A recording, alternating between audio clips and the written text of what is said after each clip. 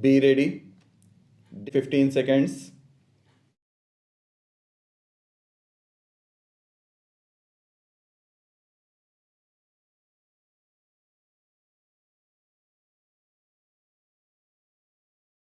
If we look at the provision of the Constitution, we will find that this resolution is in pursuance of the provision in Article 312.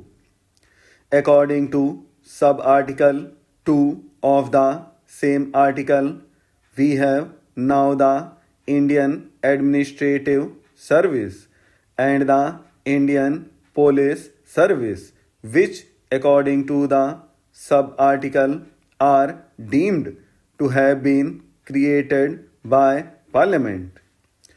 Earlier also, we decided to create some other all India services.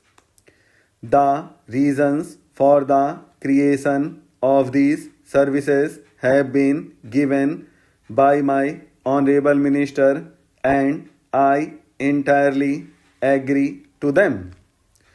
One other aspect of this question I want to place before this house, and that is that the scale of pay and the prospects in the All India services will be better than those in the state services, that there will be a wider field of selection, and that the conditions of service and the scale of pay will attract better persons. We know that quite a large number of our young men, doctors, engineers, etc., are still outside the country. Thought they are keen to come and serve the country.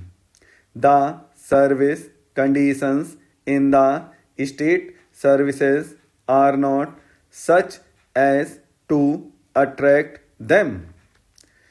I hope and trust that our young engineers and others who are abroad will be attracted to come back to our country and serve it in view of the better prospects.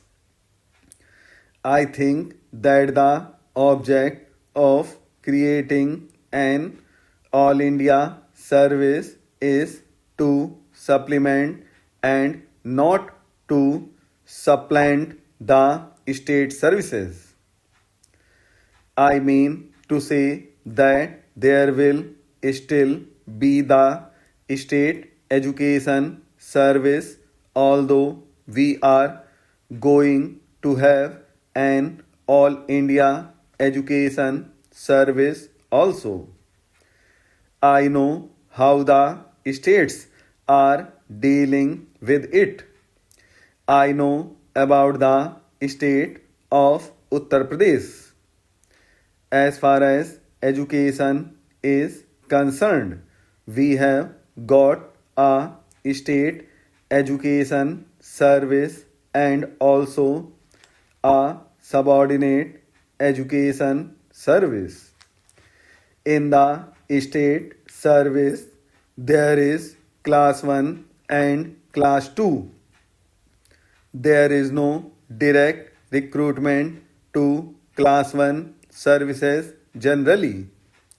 Therefore, when we are going to create an All India service, I think the first question which will come up before the government will be as to which of the personnel of the state services are fit enough to be absorbed in the All India service. I find that the Honorable Minister had suggested that there might be a proposition of 33% reserved for promotion. After this resolution is passed by this House, the government will consider the question of legislation for the creation of these services.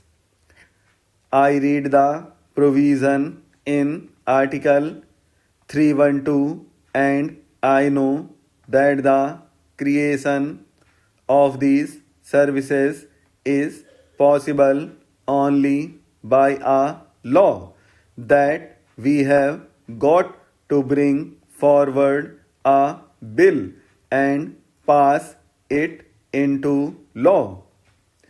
But as far as the conditions of service and all other things are concerned, they are also to be regulated by Parliament. Therefore, my suggestion is that these things should be determined by rules made under the proposed act, and the authority to make the rules should be delegated to the government in that respect, so that after everything has been gone into a proper decision is made both in regard to the conditions of service and also the proportion for recruitment, for direct recruitment and by promotion. I have seen executive officers working in the states drawn both from the IAS and the provincial executive service. Normally, IAS officers are deputed to the states, and during their posting, they are under the control of the states. They are posted according to the recruitment of the state. I think the same principle will be followed in regard to these All India services also. But it will be desirable that officers serving in one state should not be allowed to remain there for a very long period. They should be taken back from the state and given to another state, or they may be allowed to work in the center. But as far as the administrative control of these officers is concerned, that will be with the states. But at the same time, because they are all India officers, all disciplinary proceedings and action taken in consequence thereof is to be taken by the central government in consultation with the Union Public Service Commission. There is one thing more, and that is this. Although these officers will be serving in the states and will really to a certain extent replace the present state officers, still I feel that additional expenditure on administration will be necessary. To think that it will not involve any additional expenditure is, I think, not a correct notion. The finances of the states being what they are, all the elastic resources are with us at the center. It is not possible for the states to bear any further burden. If any additional expenditure is involved in the creation of these services, that burden must be borne by the center and not transferred to the states, because this expenditure is on central services.